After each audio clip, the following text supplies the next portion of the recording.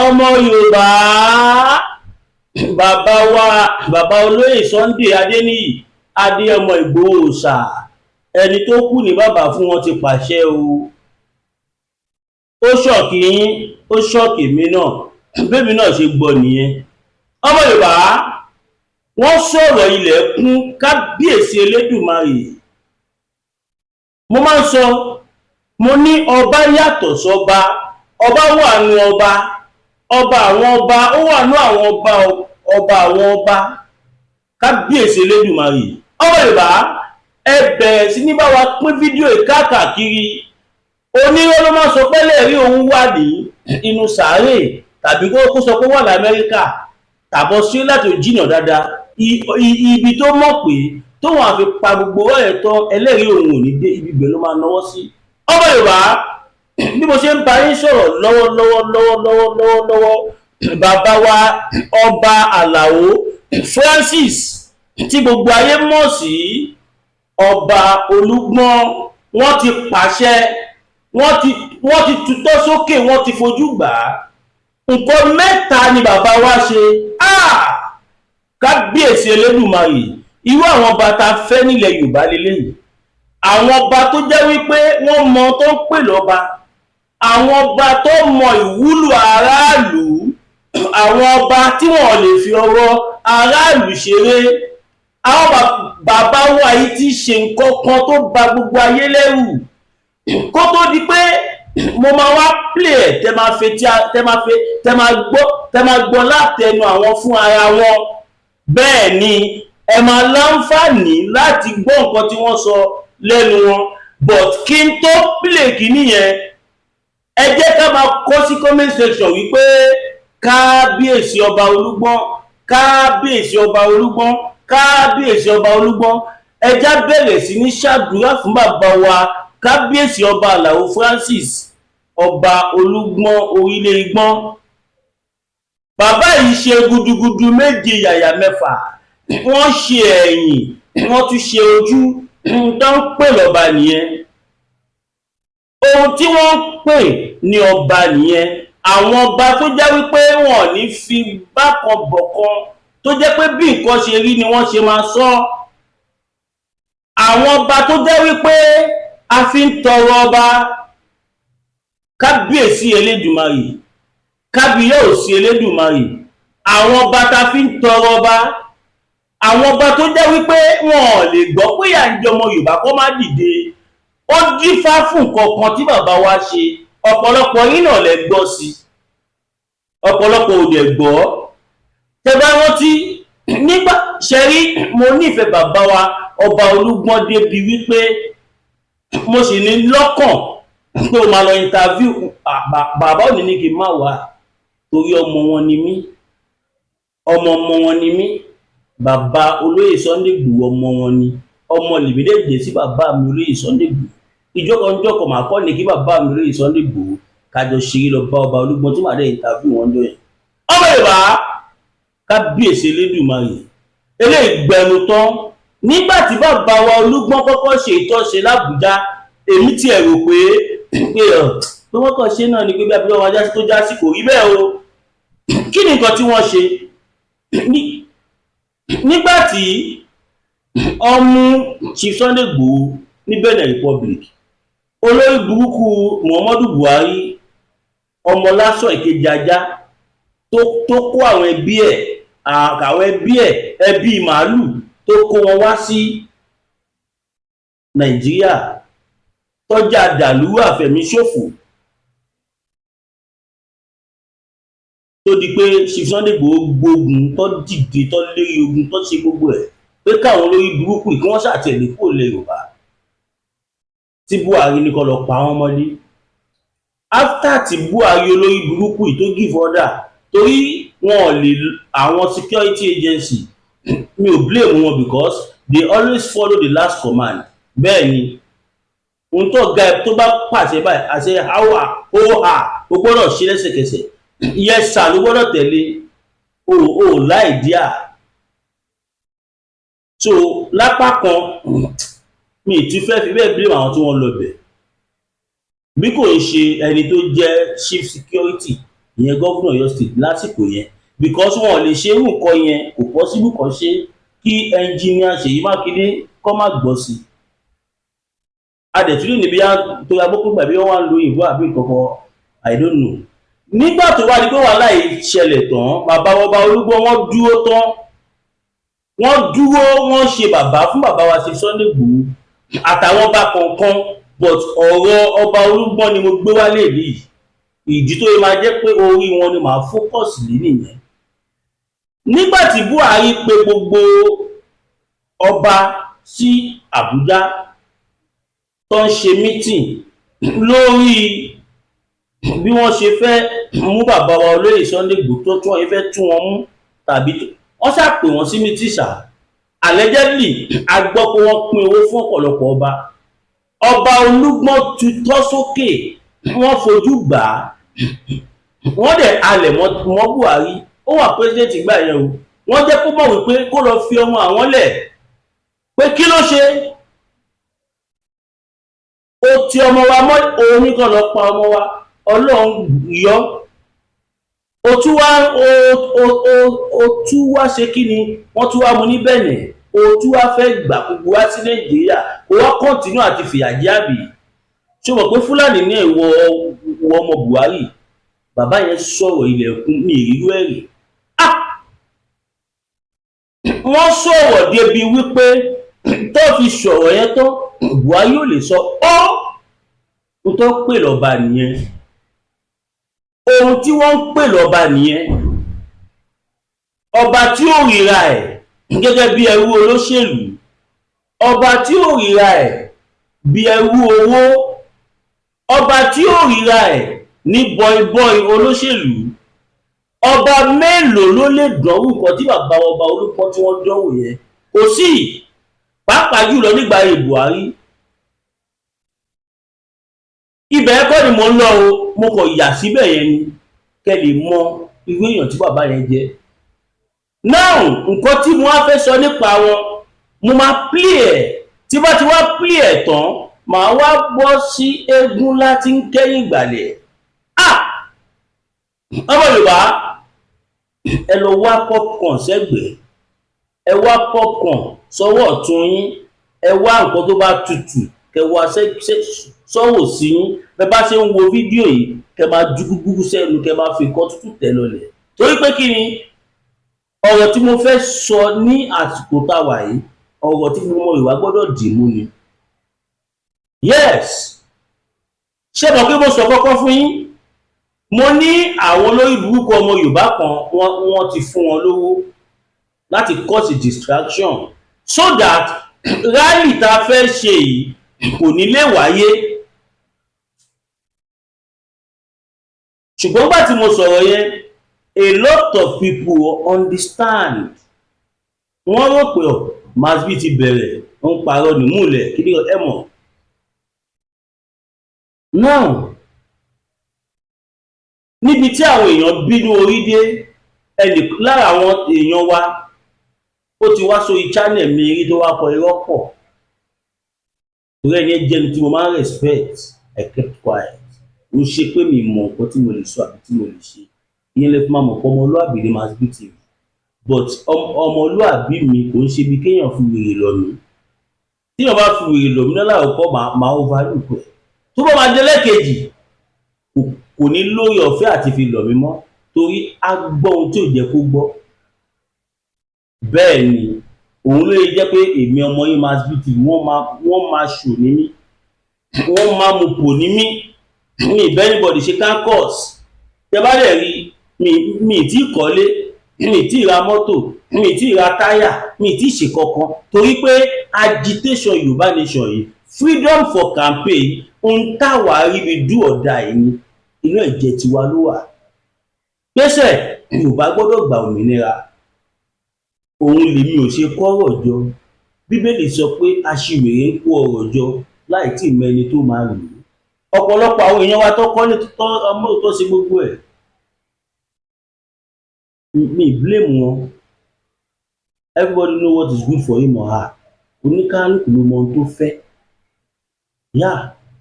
Now kó tó wá di pé mo máa play ohun nǹkan tí bàbá Olúgbọ́n sọ. Ẹ jẹ́ ká kọ́kọ́ dẹ̀ka ìpolówó ọjà, bọ̀ ká tó dẹ̀ka ìpolówó ọjà, ẹ má gbàgbé mo sọ fún yín, rally is around the corner. Ẹ support Masbi TV. Standard studio tí Masbi TV dẹ́fẹ̀ẹ́ sí, ẹ support wa, every kobo count. Ẹ̀yin tó lọ́wọ́ bá bùkún fún tẹ́ bá fẹ́ support wa 02141687040 02141687040 02141687040 GTB Williams Olúwatósìn láti lè máa rí lórí ẹ̀. Ẹ̀yin tó bá fẹ́ send receipt sí mi +229 5774 7970 +229 5774 7970 tàbí nọ́mbà tí mo lò lọ́wọ́lọ́wọ́ bí mo ṣe wà ní Nàìjíríà yìí 081 76 03 4216 081 76 03 4216 WhatsApp nọ́mbà nìkan ní gbogbo nọ́mbà tí mo pè. Now ẹ jẹ́ ká sáré dẹ̀ka ìpolówó ọjà. Dákun tí ń pọ̀ láàjà pẹ̀lú àwọn kíndìnrín tó ní stone nínú ìyẹn kidney stone yóò mẹ́tì ẹ̀ bẹ́ẹ̀ sì yágàlù nínú àgọ́ ara yín. Òun kan náà ló ṣiṣẹ́ fún liver ìyẹn àìsàn jẹ̀dọ̀jẹ̀dọ̀. A sì tún máa ṣiṣẹ́ fún àti ìyẹn ìṣòro àìlèmí sókè sódò dáadáa. Láàlá Peter T ló tún ṣiṣẹ́ fún ìfúnpá gíga ìyẹn high blood pressure. Bákan náà gbogbo ẹ̀yin tẹ́ ẹ bá ní ìṣòro ìṣètọ̀ tí a mọ̀ sí prostate cancer. Gbogbo àwọn àìsàn tá a là kalẹ̀ ní pátápátá òun ni Láàlá Peter T yóò bá wà dáadáa. Ìṣòro ara yóò ń kọ́ Láàlá Peter T òun ni kẹ́ ẹ gbẹlura láti wáyé egbòogi Láàlá Peter T rà. Àbí tẹ́ ẹ bá fẹ́ mọ ibi tí wọ́n tẹ̀dó sí ẹ méjèèjì wọn lórí àwọn WhatsApp numbers yìí +447 tàbí àwọn Nàìjíríà numbers yìí 08033194355 tàbí 08026265000. Kò bára yẹ inú ẹ̀jẹ̀ tí kẹjẹgbọ̀n lọ́wọ́ Láàlá Peter T pẹ̀lú àpò oríyàtọ̀ ọbẹ̀. Ẹ káàbọ̀ padà yìí ni Láàlá Peter T ó jẹ́ iléeṣẹ́ tó ń ṣe gbòógì. Bóyá nǹkan ọmọkùnrin yẹn kéré kó wá fẹ́ kó tóbi sí size tó fẹ́ naturally, tàbí ìwọ tó fẹ́ máa pẹ́ lórí ẹ̀ tó fẹ́ máa kanlẹ̀ gbọ̀ngbọ̀ngbọ̀n, ìwọ tó fẹ́ àdòdùn, o ní prostate cancer, liver problem, heart problem, whatever tó bá ní, ẹ pè Láàlá Peter T. Èmi ọmọ yín Masbi mo lè fọ́ wọn sọ̀yà. Now ẹ jẹ́ kẹ́ ká sáré débi ọ̀rọ̀ tí bàbá wa Oba Olugbon sọ.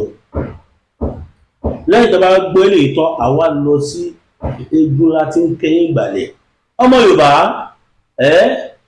ayọ̀ ti dé sílẹ̀ Yorùbá, òmìnira ti dé, ayọ̀ ti dé, ìgbà ọ̀tun ti dé pẹ̀lú ògo Ọlọ́run. Ẹ máa bá mi ká lọ. A sọ fún yín, èmi sọ fún yín pé Yorùbá máa gba òmìnira ayé rẹ̀ pé gbogbo àwọn olórí burúkú tí wọ́n ti wá ń fi wá sí ẹ̀yẹ tó ń ṣe oríṣiríṣi nígbà yẹn, mo fẹ́ wo ibi tó fẹ́ fojú sí láìpẹ́ yìí. Torí pé no, ẹ ṣeun o bàbá, ẹ ṣé o Jésù, kí la ó fi san oore rẹ bí ó ti pọ̀ tó láyé wa.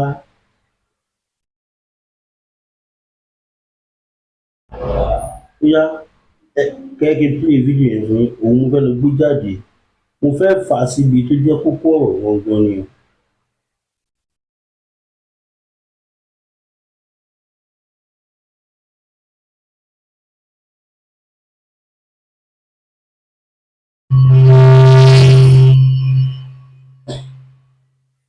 Kábíyèsí Olúgbọ́n ti ìlú Orílẹ̀-Èdè Ọba Francis Olúṣọlá Àlàó nígbà tí sọ̀rọ̀ lórí Aláàfin Ọ̀yọ́ tuntun ikú bàbá yèyé kábíyèsí ọba King Abímbọ́lá Wálé ó ti gbèjà kábíyèsí o, bẹ́ẹ̀ ló sọ̀kò ọ̀rọ̀ lu àwọn aráàlú Ìbàdàn àti àwọn aráàlú Ògbómọ̀ṣọ́ pàápàá aṣòro ìlú Ògbómọ̀ṣọ́.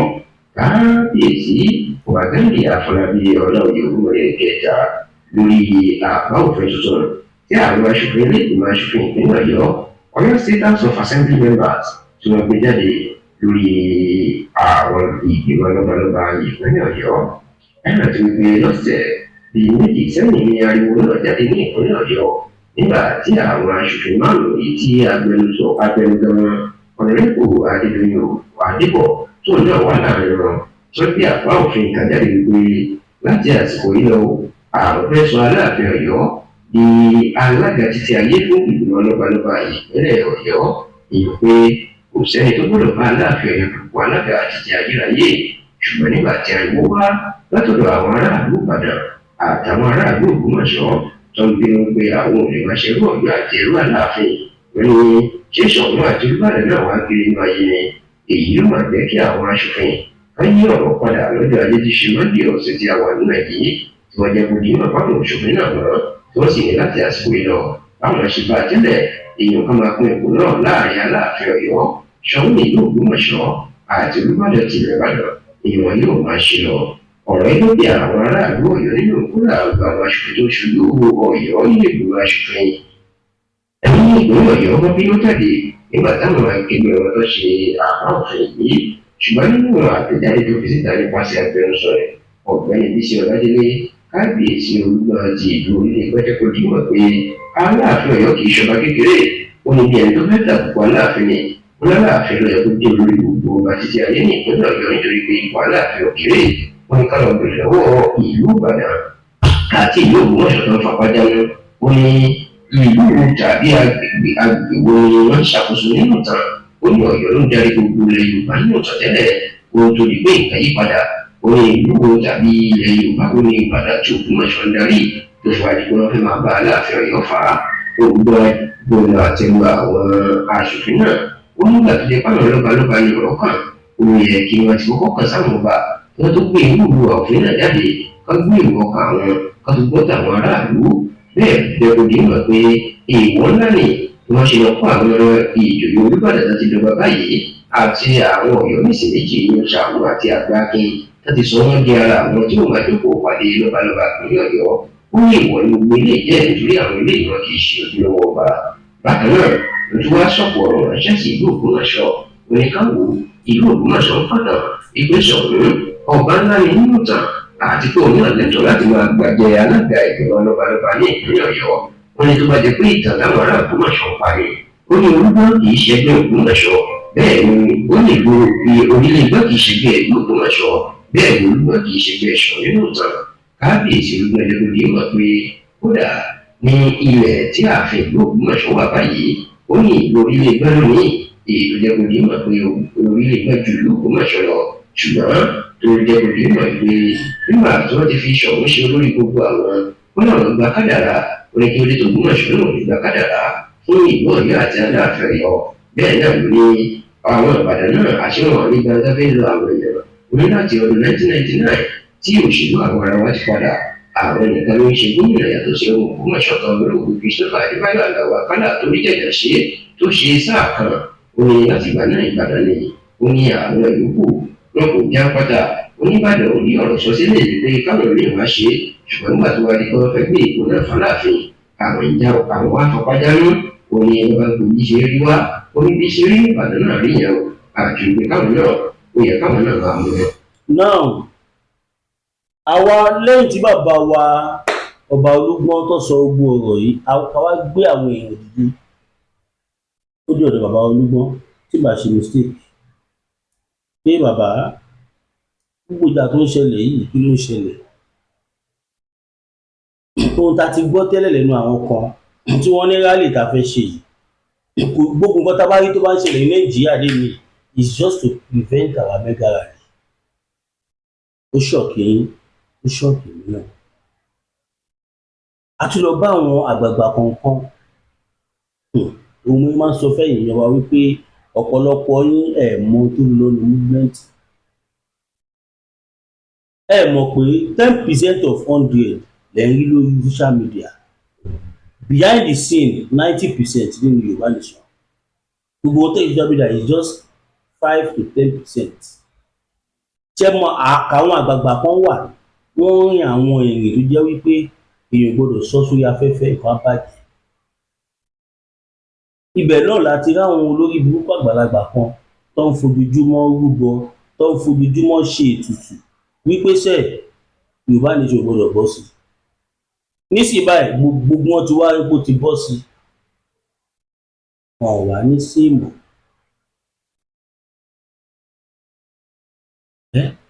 nílẹ̀ Yorùbá nílùú tó lọ́ba tó níjòyè. Nǹkan kan ṣẹlẹ̀ ní ìlú Ìjẹ̀ṣà lánàá. Ọba tó ṣẹ̀ṣẹ̀ jẹ ní Ìjẹ̀ṣà, ọba Astrop, wọ́n dẹ̀ lọ gbé Fúlàní Àtíkù, wọ́n fi jẹ Atáyéṣe of Ìjẹ̀ṣà land. Bàbá Astrop, mò ń padà bọ̀, mi ò fẹ́ kó gùn jù, ó dàbọ̀. Fẹ́yìn tẹ́ bá fẹ́ support wa financially fún studio project wa tánà wá lọ bí 10 million lówó táwa báyìí sí 02141687006 02141687004. Tẹ́ bá dẹ̀ get account number yẹn correctly, ẹ pè wá sórí +229 5774 7970. WhatsApp only. God bless you all.